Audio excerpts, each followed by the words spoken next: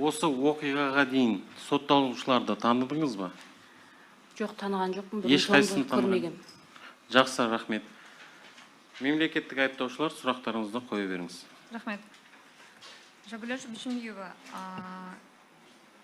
жалпы осы іске байланысты мән-жайларды толық айтып берсеңіз, 2024 жылы 3 қазанда қандай оқиға орын алды? 2024 жылы 3 қарашада түнгі сағат 12:30-да жолдасым Қажыбай маған ұялы телефоныма қоңырау шалады.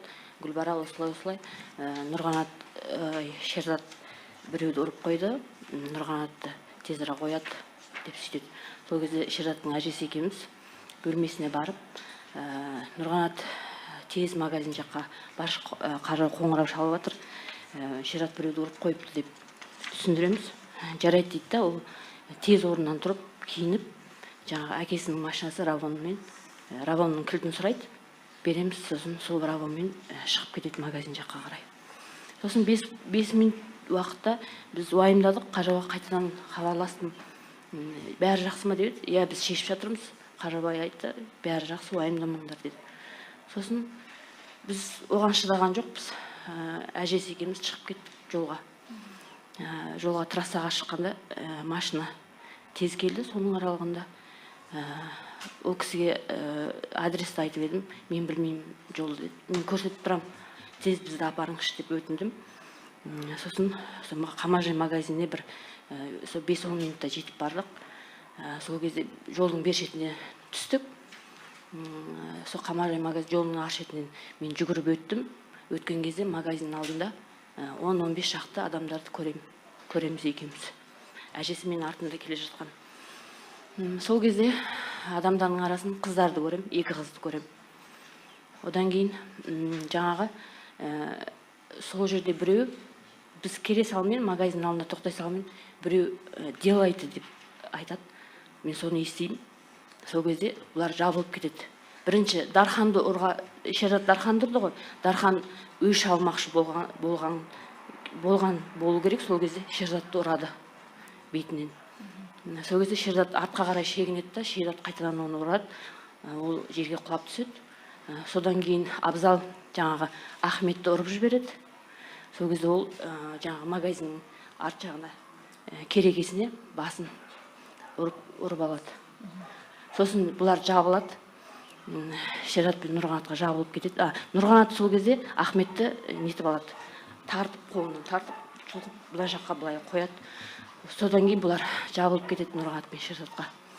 Сол кезде әжесі жүгіріп келеді да, балаларым қойыңдар деп солай айтып жатқан кезде жаңағы Абзал жұлқып жібереді қолынан. Сосын мен Шерзатқа жүгіріп баратқан кезде Абзал мен Нұрбол қолымнан ұстап алады. Оларға жібермейді. Кешіріңіз, сіз фамилиялары бойынша айта аласыздар ма? Жоқ. Фамилиялар бойынша былай. Жоқ, аттарын білемін, бірақ фамилияларын ұмытып қалдым. Жақсы. Есімде жоқ. Одан кейін мен айтам, Абзал мен жаңағы Нұрбол қолымнан ұстайды. Сол кезде мен айтам оларға, мен баламыма тимеңдірші, мен анасымын тимеңдір деп өтінем. Сол кезде Абзал маған айтады, аузыңды жап. Тыныш, жоқ, өзі ол жәбірленуші, мен сізге айтып тұрмын, онда тұрған ештеңе жоқ. Егер кішкене шатасып қалып жатса, егер ондай жағдайлар, адам болғаннан кейін көп нәрсе есте қалмауы мүмкін. Оны шешім қабылдайтын сот. Сол кезде маған Абзал айтады, аузыңды жап, сені де өлтіреміз дейді. Сосын мен былай қарағанымда, магазин жаққа қарағанымда 2 қызды көрем. 2 қызға қарап айтам, мен скорый милиция шақырыңдаршы деп сөйтем. Ол қыздар маған қарап тұрды. Ештеңе істеген жоқ. Сосын мен жұлқимын, қолымнан жұлқып, мен Шерзатқа қарай жұлқынып шығып кетем. Ол кезде жаңағы бір топ 7-8 адамдар Нұрғанат пен Шерзатқа жабылып жатады. Сол кезде Шерзат артқа шегінеді де құлайды. Сол кезде мен Шерзаттың аузынан бұрқ етіп қан аққанын көрем. Шерзатқа жүгіріп барам. Сосын Шерзат айтады, мама, мына жағымды қараңызшы деп сол жағын көрсетеді. Сосын пышақ салғанын көремін сол кезде. Одан кейін жаңа Нұрғанатқа жабылып жатады, жаңағылар тепкілеп, ұрғылап.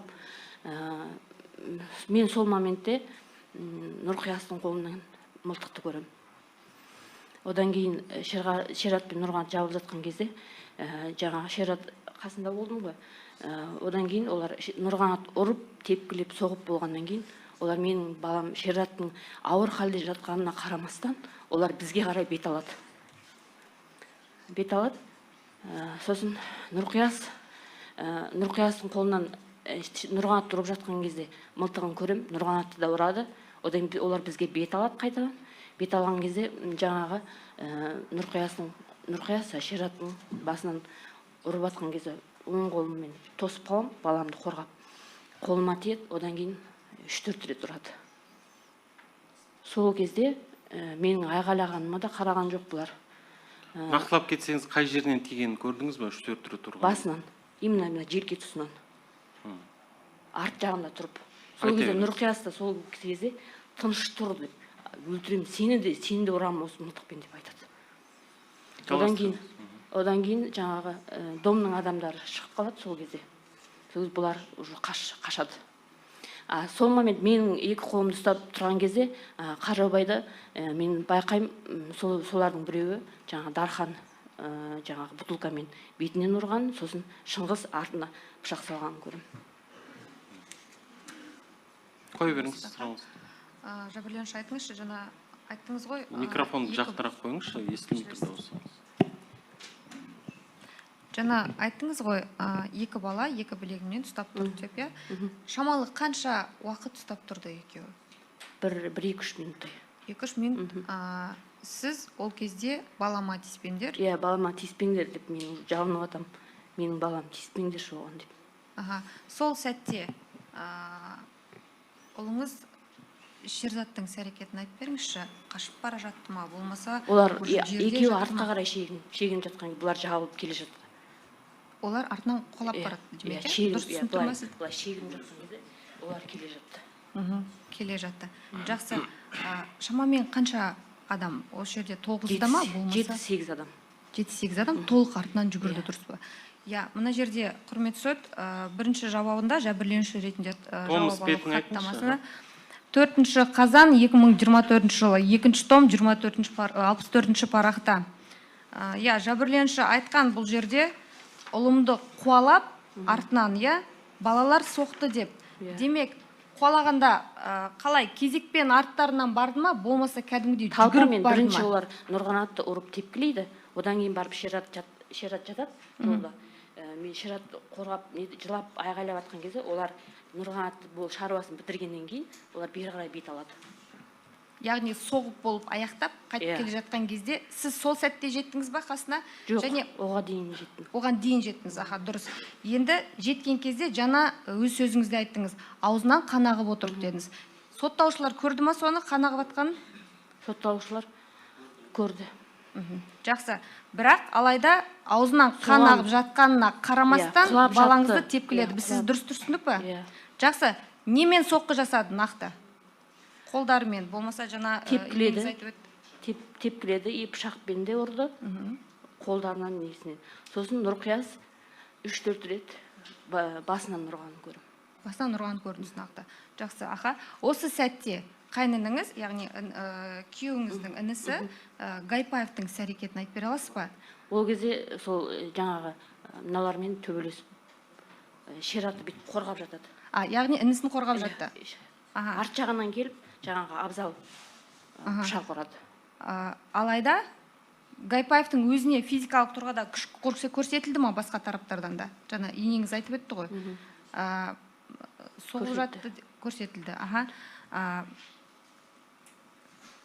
Нақты қанша адам екенін айта аласыз ба? Жаңағысы 7-8 адам.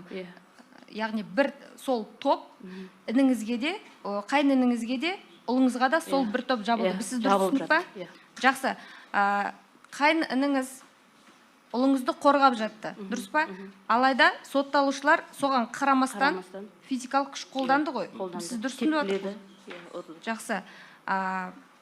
Жетекші сұрақ қоймаңызшы, нақтылау күн. Жоқ, нақтылау сұрақ. Жетекші сұрақ қоюдың қажеті жоқ. Қолдарында пышақтан басқа қандай заттар болды? Қаруды көрем, пышақты көрем. Болды. Жаңағы ұрып соққаннан кейінгі іс-әрекеттерін айтып беріңізші, онда жаңағы қарсыластарының ұлыңыздың ұрып соққаннан кейін. Ұрып соққаннан кейін домның адамдары шығып қалады, сол кезде бұлар уже қашады. Нақтылау сұрақ, құрметті сот. Яғни сотталушылар балаңызды ұрып, тепкілеп, соғып жатты. Тек тоқтады, үйдің айналасынан адамдар... Жетекші сұрақ қоймаңызшы. Құрметті мемлекеттік айыптаушы. Жоқ, нақтылау сұрақ, құрметті сот. Жаңа өз жауабында айтты ғой. Адамдар Жетекші нақтылау қойыңыз, бірақ жетекші емес. Нақтылау сұрақ. Қай кезде нақты өз әрекеттерін доғарды сотталушылар? Соны айтып беріңізші. Нақты қай кезде доғарды? Адамдар шыққан кезде.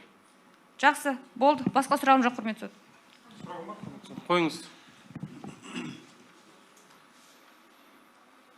Гайпаев Нұрғанатты пышақпен кім ұрды? Равиль. 3-4 рет. Құрметті сот, рұқсат болса, сотталушы тұрғызып көрсетеді. Жоқ, сұрағыңызды қойып алыңыз бірінші.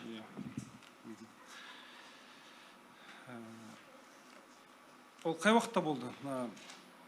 Шерзат ұрып жатқан кезде болды ма? Иә, Шератты ұрып, екеуіне жауап атқан кезде, сол кезде пышақ. Равильді тағы да кім ұрды? Нұрғанат пышақпен. Жетекші сұрақ. Басқа есімде жоқ, сол Равильді. Мемлекеттік айыптаушылар. Жетекші сұрақ қоймаңыздар деп айтып отырмыздар.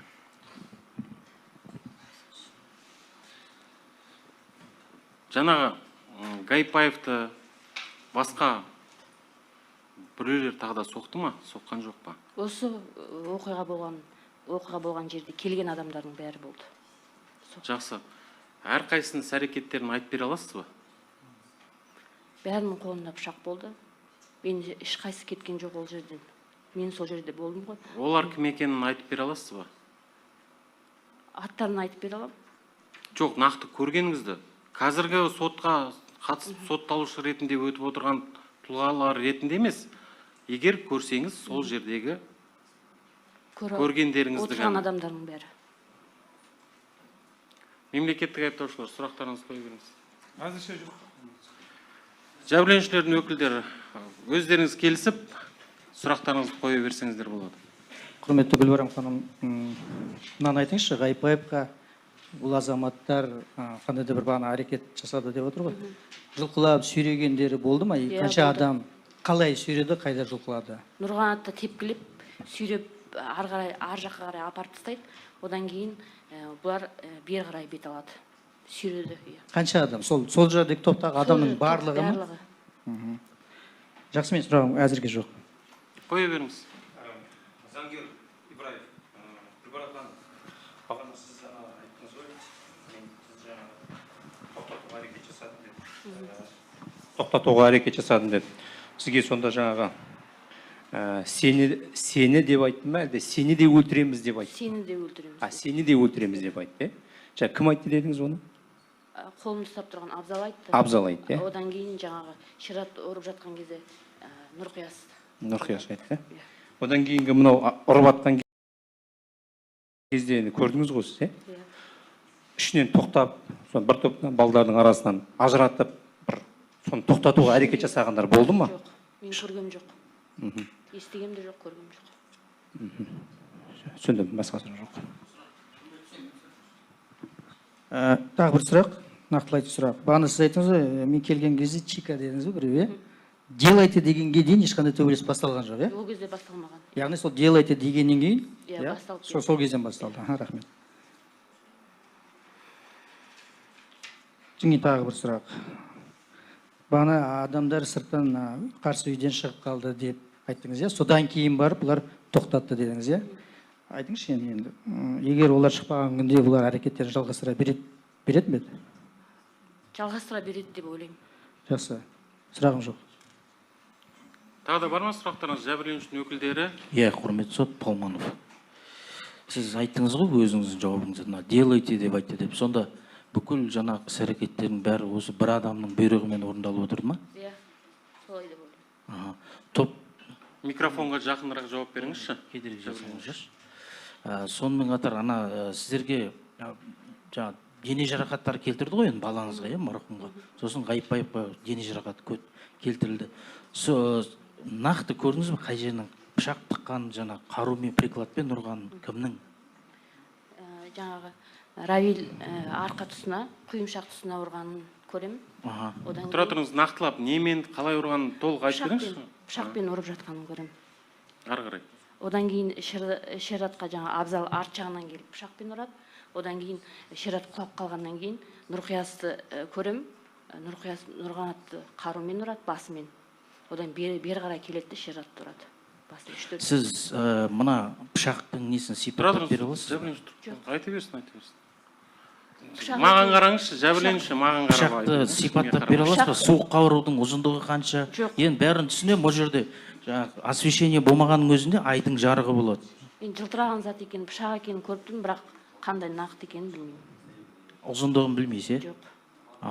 Сол топтың ішіндегі азаматтардың қандай да біреуі болса да... Топқа қатысушылар, тыныш. Өтініш, әріптестер. Тыныш, жәбірленушінің өкілдері сұрақ қоюға қандай да біреу болса да хотя бы сіздерге жедел жәрдем, полиция шақыруға көмектесті ма? Алдында жолдасым осы төбелес басталып кеткен кезде жолдасым сол кезде шақырған.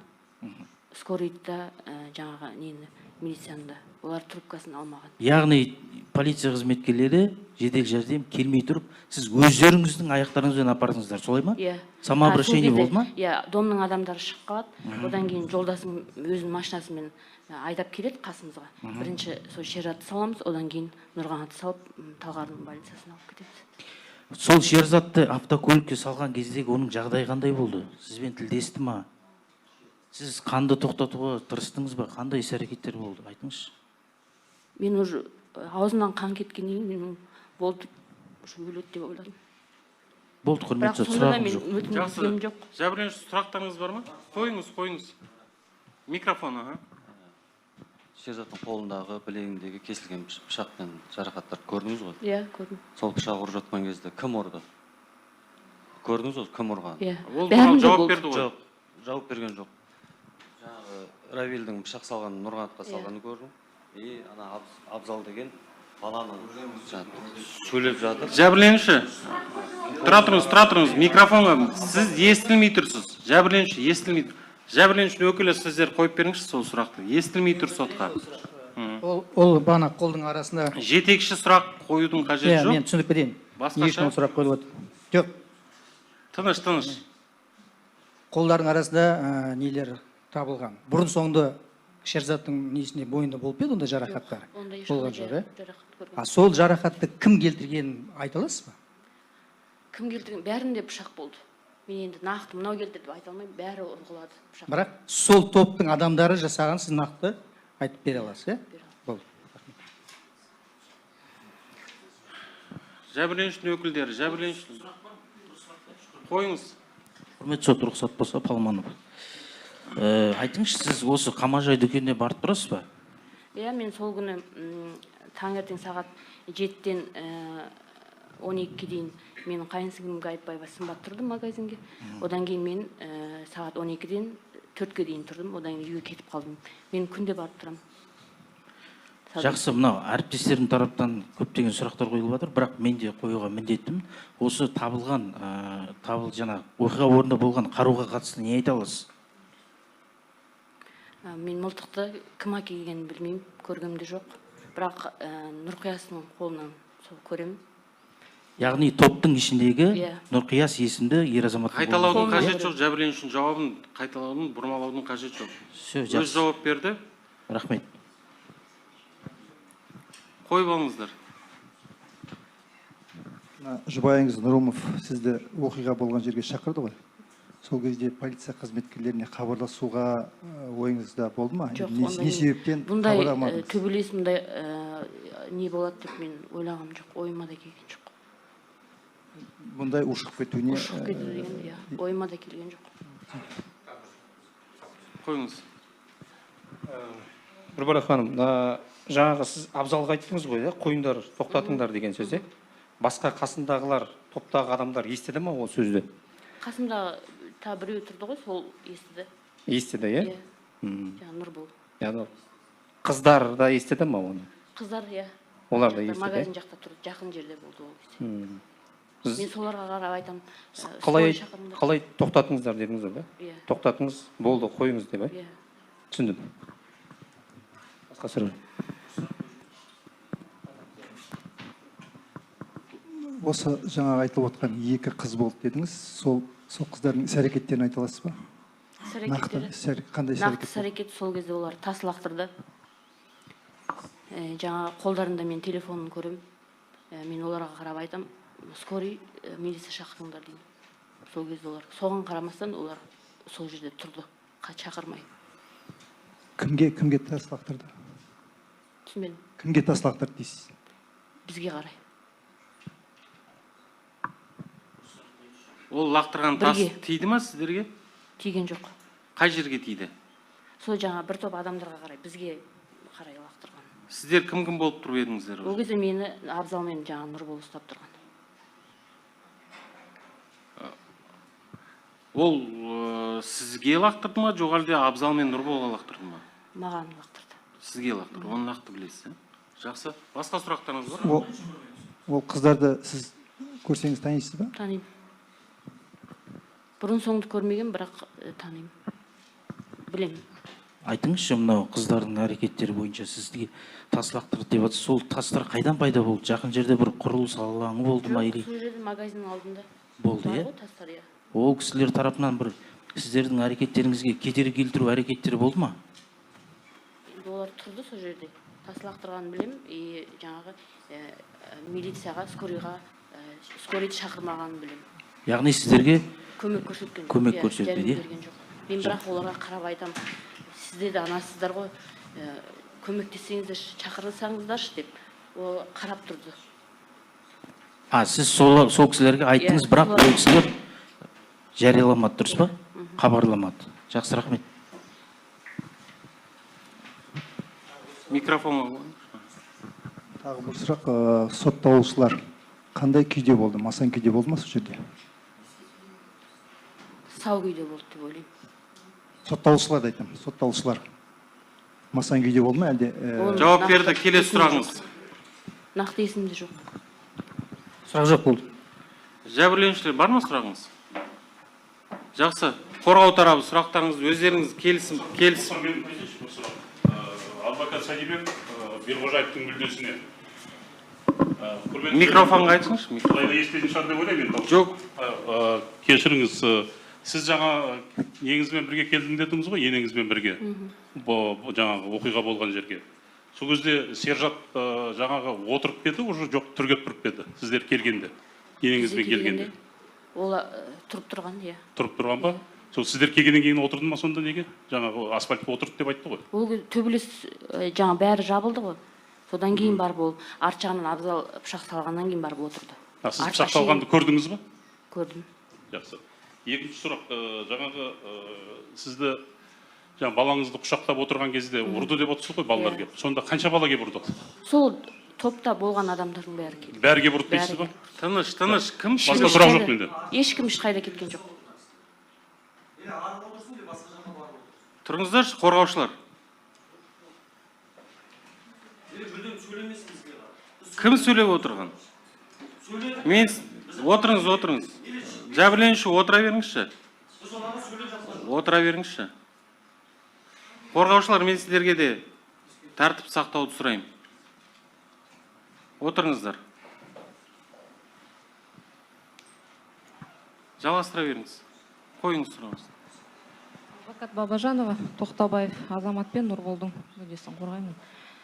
Айтыңызшы, мынау енді пышақтарды балалардың қолдарында болғанын қай кезде байқадыңыз сіз? Төбелес болып жатқан кезде. Мынау уже сіз Нұрғанат мен Шератқа жабылып жатқан кезде. Мынау қолыңыздан екі бала ұстап тұрды ғой, екі бала. Одан мен жұлқынып шықтым ғой, жандарына бардым. Шерат құлап жатқан кезде Шератқа қарай жүгірдім сол кезде. Сол мына екі бала қолыңыздан ұстап тұрған кезде екі баланың қолында пышақтар болды ма? Болған жоқ. Қайсы? Жанындағы ұстап отырған. Енді жаныңызда біреу Нұрқияз, бір Абзал ұстап тұрды ғой. Сол кезде қолдарында болды ма пышақ? Болды ма? Ал енді қалған балалар сол пышақты бір сермеп, бір қолданды ма қалғандары? Иә. Тыныш. төбелестің арасында сол пышақпен қолдандың ба олар? Қолданды. Кімге қатысты? Нұрғанат пен Шератқа қарай. Жоқ, енді оларға қатысты барлық балалар қолданған жоқ қой пышақты. Сол Қолданды. кезде кім қолданды? Бәрі қолданды.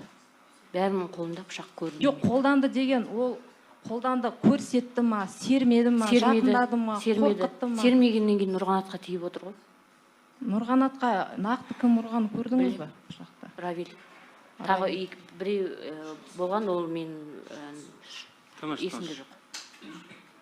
Равиль екенін білемін. Ал сіз магазинда қай уақытта жұмыс істейсіз? Мен күнде барып істеймін. Жоқ, енді графикпен бойынша істейсіздер ғой. Түске дейін 7-тен 12-ге дейін істейді, одан кейін мен оны ауыстырамын. Кешкі 7-те. 7-тен кейін жолдасым Қажыбаев.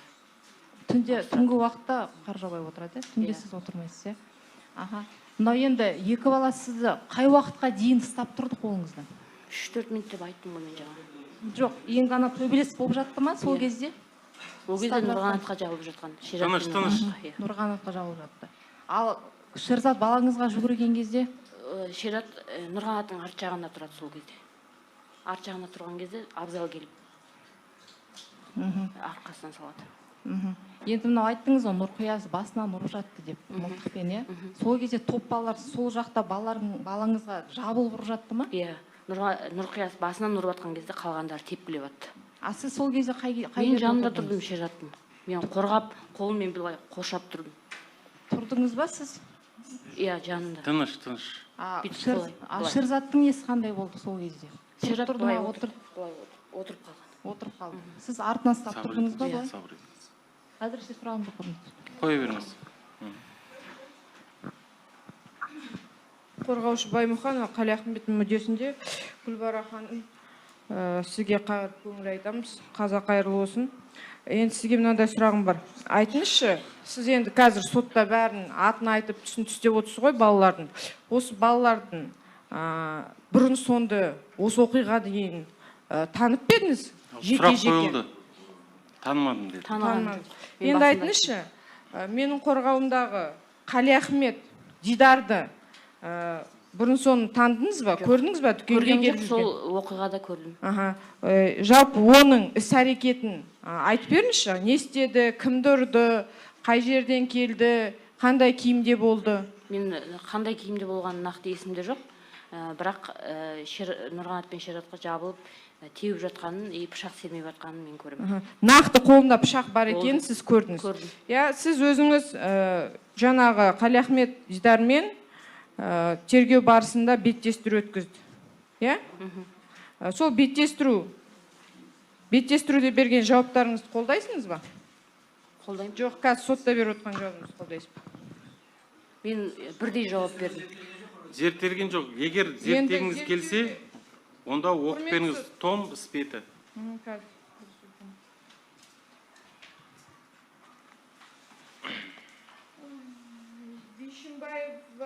Бишімбаева мен Дидар Қалиахмет 20 том іспеті 83-94 құрметті сот.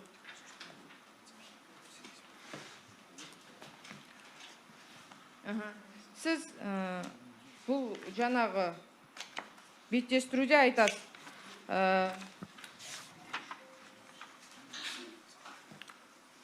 Нұрғанат пен Шерзат ұрып жатқан кездегі адамдардың арасынан осы баланы көрдім дейсті. Бірақ нақты Қалиахмет Дидардың қандай іс-әрекет жасағанын айтпайсыз. Қазіргі таңда сіз сотта нақты оның қолынан пышақ көрдім деп отырсыз. Не себепті? Мен ол кезде айттым. Беттестіру кезінде... Тұра тұрыңыздар. Қазір беттестіру хаттамасы жарияланады. Сол кездегі жәбірленуші Бишімбаеваның берген айғақтары. 84-ші бет. Сосын біреу балам Шерзатқа қарай қол көтерді, яғни қолымен ұрған кезде баламды өзім қорғадым. Дәл сол сәтте Чика деген делайте деп айтты. Сол кезде бәрі жабылып кетті. Енем, қойыңдар балалар, қойыңдар деп жатқан кезде жаңағы Абзал деген енемнің қолынан жұлқып жерге құлатты.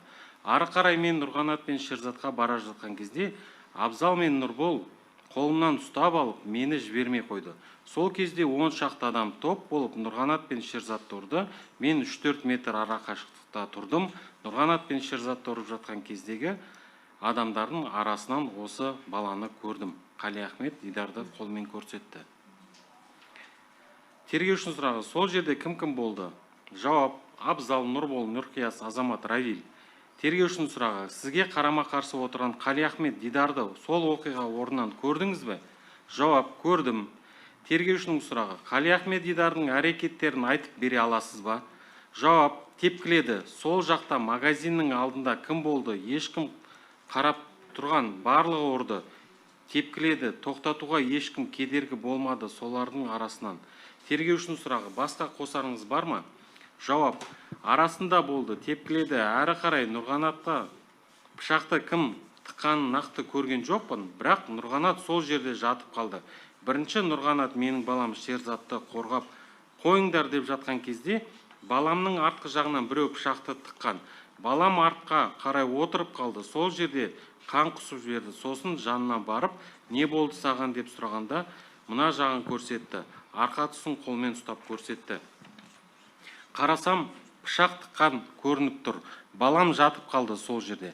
Қалған жігіттер Нұрғанатты ұрып, тепкілеп болғаннан кейін менің баламды жабылып ұрды. Мылтықтың басымен ұрды. Ешқайсысы қарап тұрған жоқ. Бәрі тепкіледі, ұрды, соқты. Тергеушінің сұрағы: айтыңызшы, Қали Ахмет Дидар сол күні қандай киімде болды? Жауап: тура осы киімде болды. Сыртында безрукавка болды, кроссовки де болды. Киімнің түстерін білмеймін. Осы жауаптарыңыз дұрыс па? Жақсы. Сұрағыңызды қоя беріңіз. Енді айтыңызшы, сіз қазір айтып отырсыз, Қали Ахметтің қолында пышақ болды, Гайыпбаев тұрғанда қолында пышақ болды. Не себепті сіз тергеу кезінде қолында пышақ болған туралы айтпадыңыз? Тұра тұрыңыз. Жәбірленуші, мен сізге рұқсат берген жоқпын. Жәбірленуші. Құрметті сот, сұрағым. Жақсы. Келесі сұрақтарыңыз. Адвокат Келебаев.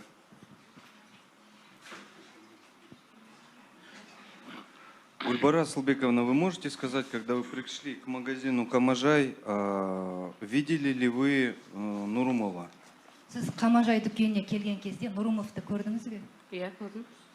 Можете описать его действия? Он Вы так детально описываете действия обвиняемых, вы не могли бы также детально описать действия непосредственно вашего супруга Нурумова? Сіз айыпталушылардың іс-әрекетін егжей-тегжейлі баяндап беріп тұрсыз. Сондықтан да сіз Нурумовтың іс-әрекетін баяндап беріңіз. Жоқ, солай әр іс-әрекетін егер білетін болсаңыз айтып беруіңізді сұраймын. Оқиға орнында болған адамдардың. Соның ішінде жәбірленуші Нұрымов бар. Жәбірленуші. Жоқ, мен түсінді. Егер түсінбесеңіз, соттан сұраңыз. Сот бәрін сізге түсіндіріп береді. Сұрақ түсінбесеңіз, бірден маған айтсаңыз болады. Сондықтан жәбірленуші Нұрымов, мен сізге соңғы ескерту жасаймын. Егер орнынан тұрып сөйлейтін болсаңыз, сот отырсын, сіздің қатысуыңызсыз жүргізетін боламыз. Түсінікті ғой? Жоқ, оны сіз өзіңіз айтасыз. Жәбірленуші Нұрымов. Жоқ, мен егер сіз өзіңіздің жолдасыңызды сол оқиға орнында көрдіңіз ба? Көрдім. Ол не істеді? Айтып беріңізші нақтылап. Ол да төбелесті. Соны төбелесті деген емес. Төбелес енді ол жалпылама мағынада айтылған нәрсе ғой. Дархан бетінен ұрды. Одан кейін Шыңғыс арт жағынан пышақ салып алысып жатады. Ол кезде ол соларда ғана пышақ, біреуінде ғана пышақ бар деп ойлайды. Одан кейін біз Тыныш. Басқа сұрағыңыз бар ма? Уважаемый суд, есть еще вопросы? Есть еще вопросы, но на этот вопрос я так и не получил ответа. Следующий вопрос. Все понял. Следующий вопрос. Гульбара Асылбековна, когда вам стали известны имена подсудимых? Сотталушылардың аттары сізге қашан белгілі болды? Беттестіру кезінде. То есть вы узнали их имена во время очной ставки, правильно я понимаю? А до этого вы их не знали и не видели? Оған дейін оларды сіз білмедіңіз, көрмедіңіз. А в ходе досудебного расследования проводили опознание, ну, с участием статистов? Или вас сразу на очных ставках сталкивали? Сотқа дейін тергеп тексеру барысында статисттердің қатысуымен тану өткізді ме? Тану үшін көрсетті ме сізге? Көрсетеді ғой адамдарды, сондай өткізді ме? Әлде бірден сол беттестіру кезінде? Беттестіру кезде ғана көрдім. Жоқ, микрофонға айтыңызшы, аудармашы, сізде микрофонға айтыңыз. Микрофон. Только в ходе очной ставки. Спасибо, уважаемый суд, больше вопросов нет. Қоя беріңіздер сұрақты. Микрофонды беріңіз. Адвокат Калиева, Аскентай Дарханның мүддесінде. Гүлбара ханым, айтыңызшы, сіз дүкенге келген кезде төбелес басталып кеткен кез болды ма? Жоқ әлде сіз келгеннен кейін басталды ма? Мен келгеннен кейін басталды. Қанша уақыт аралығында сіздер келгеннен кейін? Бір 2-3 минутта ғана. Келесі сұрағым, қазір айтып жатсыз, Дархан Қаржаубай мырзаның бетінен бутылкамен соқты дедіңіз, иә? Нақты қай жерде? Дүкеннің ішінде ме, сыртында ма? Сыртында өсіп тұрған теректің жанында. Қаттырақ айтыңызшы. Қапталында. Магазин, мына қапталында. Магазиннің жанында ма сонда? Ол жерде төбелес болып жатты ма? Қалған тұлғалар қайда болды? Нұрғанат пен Шератқа жабылып жатты. Жаңа Дархан мен Шыңғыс Қаржаумен. Нұрғанат пен Шерзатқа жабылып жатқан жермен Дарханның Қаржаубай мырзаға бутылкамен бетінен соққан ара қашықтығы қанша болды? Оны білмеймін нақты. Сіз оны қалай байқадыңыз бір мезетте? Мен сол жерде болдым ғой, көрдім. Бір мезетте. Келесі сұраңыз.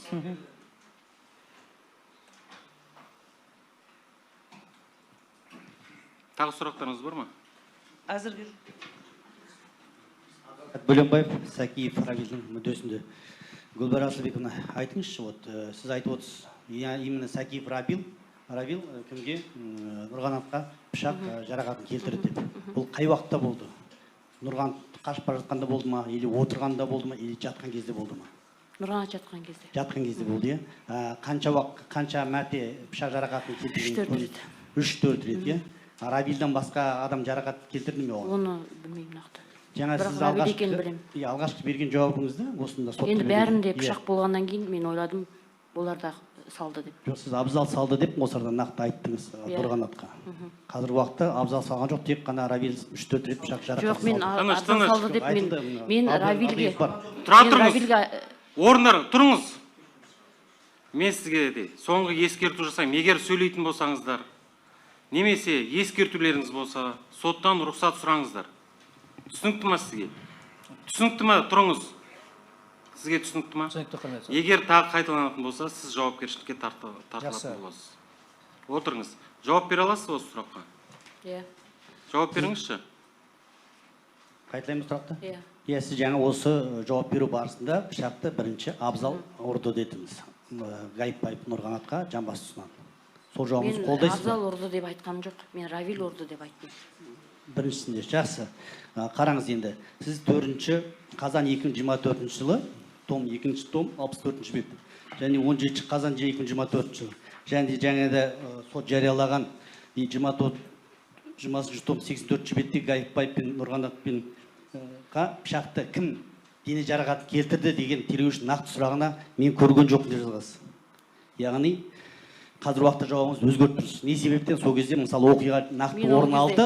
Қазір сұрақ қойып берсем. Сіз сол кезде неге бірден айтпадыңыз именно Сакиев Равилдің ол жарақат берген? Мен ол кезде айтатын жағдайда болғаным жоқ. Енді ол оқиғадан кейін жақсы, келесі сұрағыңыз. Қараңыз енді, Полат жерде Ғайыпбаев Нұрғанат жатқан жерінен сіздер өздеріңіз больницаға аурухана алып бардыңыздар, иә? Екеуін бірдей бір көлікке салдыңыздар ма? Бір көлікке салдық. Hyundai Sonata автокөлігіне, иә? Нұрғанат алдына, Шератты арт жағына жатқыздық. Оқиға болған жерден сіз бір нәрсе алдыңыз ба сол кезде? Мен Шераттың несін алдым, тақиясын и соткасын алдым. Қызыл кепкасын, соткасын алдыңыз, иә? Басқа нәрсе алмадыңыз ба? Алғам жоқ. Болды, құрметсіз, бас сұрақ. Жақсы. Сұрақ болса қой беріңіз. Сіз тергеуде өз еркіңізбен бердіңіз бе жауапты? Енді адвокаттар апарғаннан кейін бересің. Сол сөздің қатысуын бердіңіз. Қысым болған жоқ ешқандай. Ешқандай қысым болған. Ол кездегі жауабыңызды білесіз бе? Иә. Тыныш. Айта берсін, онда тұрған ештеңке жоқ.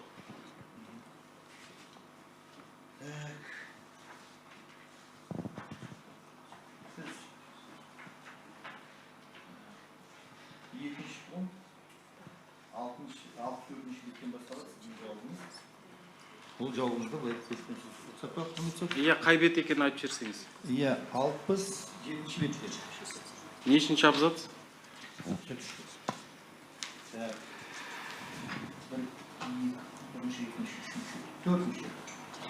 Оқи беріңіз. Мен сізге рұқсат берем, орныңыздан отырып оқығанға. Оқыған кезде отырып оқуларыңызға болады, сұрақ қойған кезде тұруларыңыз сұрайды. Сіз келген кезде төбелес басталып кеткен делінген мына жауабыңызда. Солай болды ма?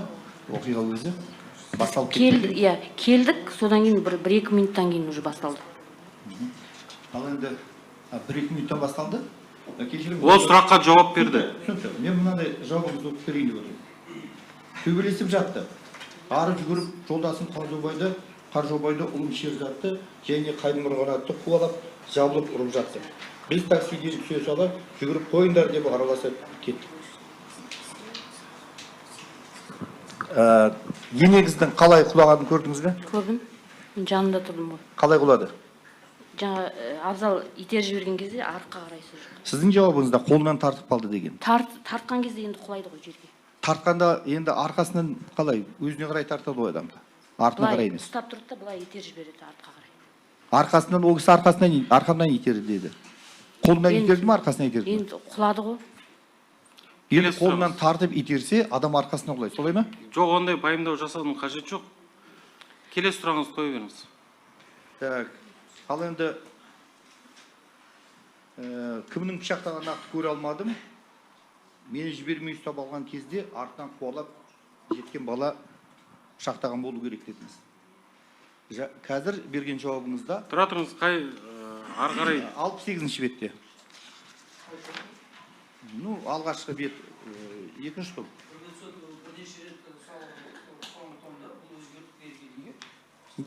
Тұра тұрыңыз.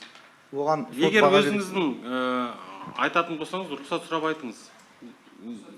Айтыңыз енді. Бірнеше рет жауап алынған, мен білімше 17-ші томдағы егер 31-29 беттерді ашатын болсаңыз, нақтылап жауап берген. Алғашқы енді... Жақсы, егер ондай болатын болса, өзі жауап бере алады ғой. Ол кезде ондай жағдайда болмаған шығармын. Қандай жағдайда айтып тұрсыз?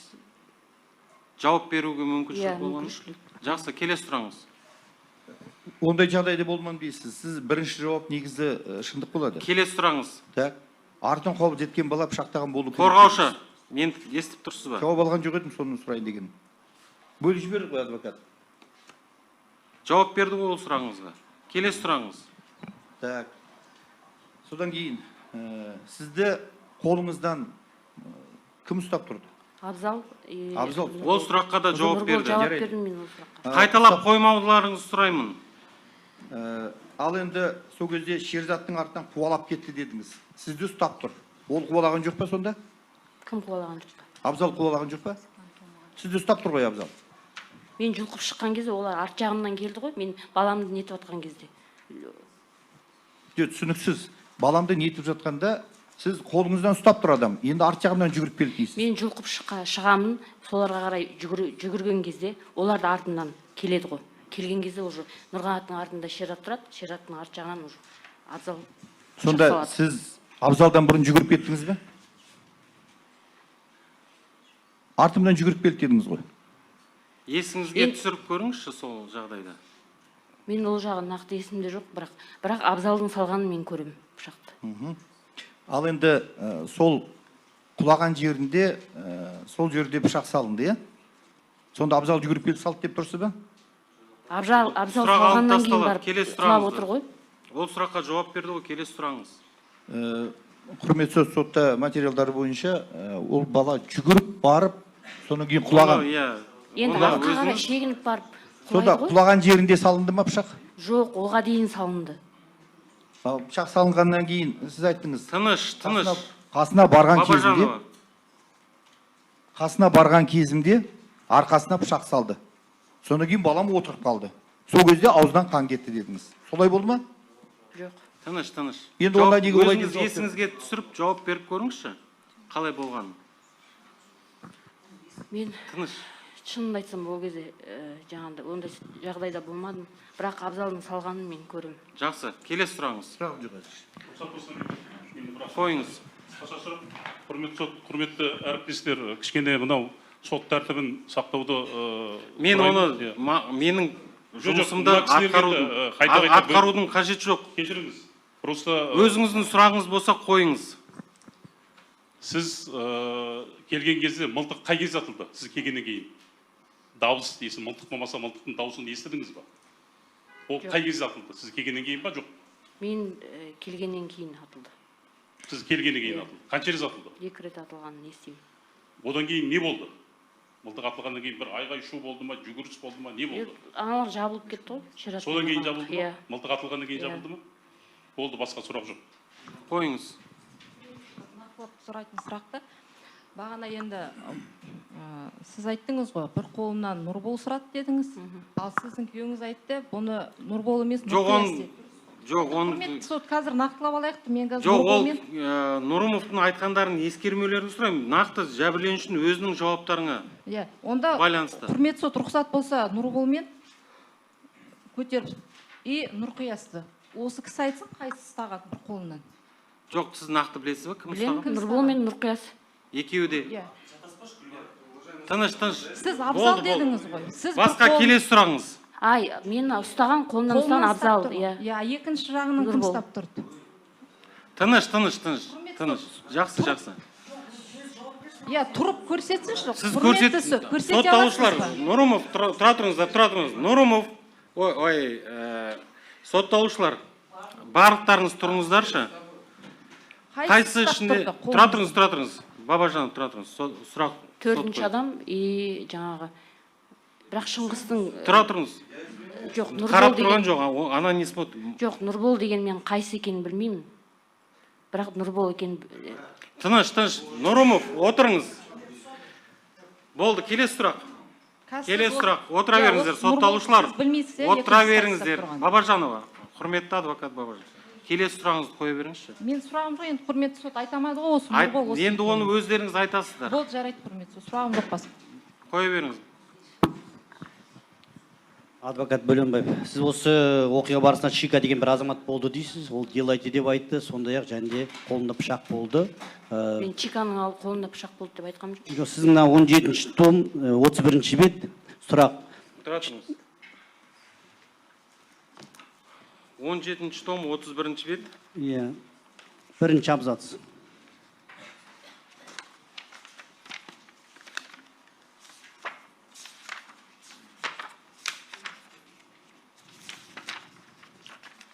Жариялау беру сұрайын. Сұрақ, Чика есімді жігіттің төбелес кезіндегі әрекеттерін айтып беріңізші, қолында бірдеңе болды ма? Жоқ, Чиканың қолынан пышақ көрдім, Нұрқанатқа жабылып жатқан кезде ол да қосылып Нұрқанатты теуіп жатқан. Нақты Нұрқанатқа кім пышақ салған көрген жоқпын.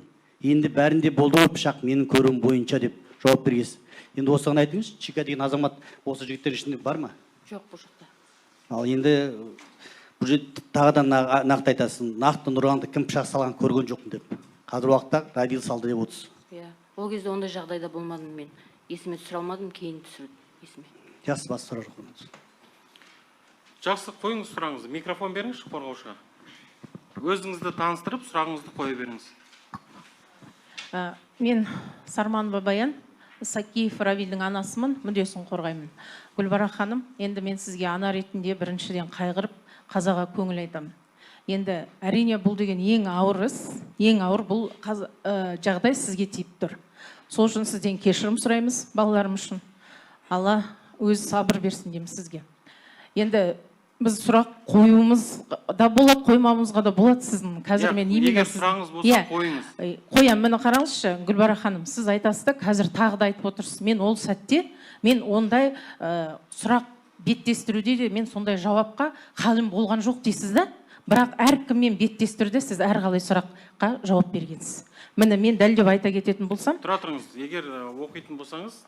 Мен оқимын, міне, том 20, 138 бет. Сол кезде сіз Әскентай. Том 20 том. 20 том 138 бет.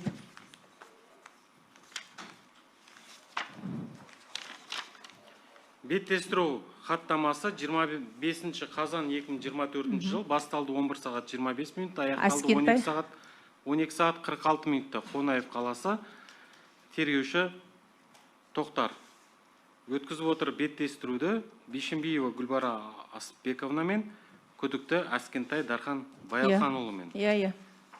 Сол кезде сіз айтқасыз. Әскентай Дарханмен өткізген кезде Нұрғанаттың артынан келіп, Нұрқияс келіп пышақ тығып алды дегенсіз. Тұра тұрыңыз. Жоқ, олай сұрақтың қоюдың қажеті жоқ. Қазір мен жариялап берейін. Сол нақты сөзбе сөз. Мен ол кезде аттарын шатастырған, кім екенін білмедім. Сол сәтте болған жігіттер Нұрғанат пен Қаржаубайға шабуыл жасап ұра бастады.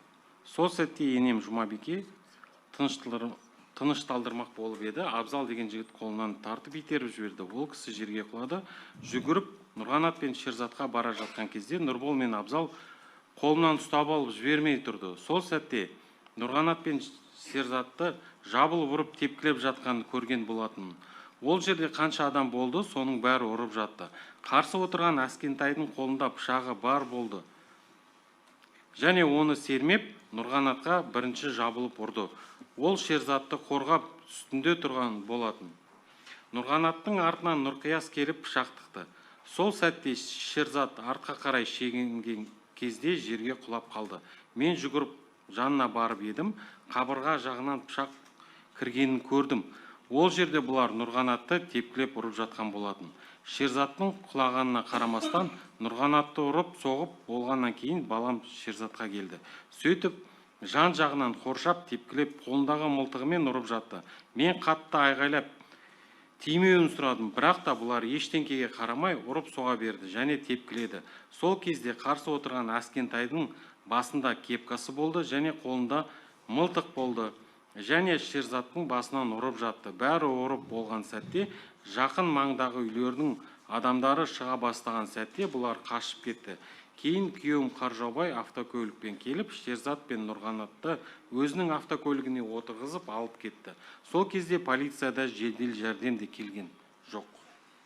Сұрағыңызды қоя беріңіз. Дәл осындайда тағы да екінші сұрақ, 21 том 16 бетте де көрсетілген. Беттестіруінде Шынасылмен бірге айтқан. Мына кімге Ғайыпбаев Нұрғанатқа Шынасыл да пышақ сұғып алған деп. Жақсы, жауап бере аласыз осы сұраққа? Шынасыл Равиль ма? Шынасыл Абзал. Абзал. Абзал Шератқа пышақ салады. Равиль Нұрғанатқа салады. Мен шатастыру мүмкін аттарын. Сол кезде. Так, кешіріңіз, шатастыру мүмкін дейсіз да, сіз әр беттестіруде әр баланың атын айтып тұрсыз. Жақсы. Келесі сұрағыңыз бар ма? Тағы да сұрақ, иә. Сол кезде, мысалы, мен сізге тағы бір сұрақ қояйын. Нұрқияста да пышақ болды, пышақ салды деп тұрсыз Нұрғанатқа. Сонда Нұрқиястың бір қолында мылтық болып, бір қолында пышақ болды ма? Бәрі, иә, сондай болды. Жарайды, түсінікті. Микрофон алыңызшы. Уважаемый суд, я бы хотел уточнить, сейчас защитник задала вопрос. Неясно прозвучал ответ после первого вопроса по поводу очной ставки, указанной в томе 20, страница 138. Прозвучал ответ, я так понял, что вы ответили на тот момент, я не знала их имена, правильно? Аттарын мен қайсының аты нақты кім екенін мен білмеймін. Шатастыруым мүмкін. Я могу путать тот момент. Жақсы. Сотқа жауап бергеніңізге рахмет. Отыра беріңіз сұраймын. Уақыт 12 сағат 30 минут, 14 сағатқа дейін 1,5 сағат үзіліс. Назарларыңызға рахмет.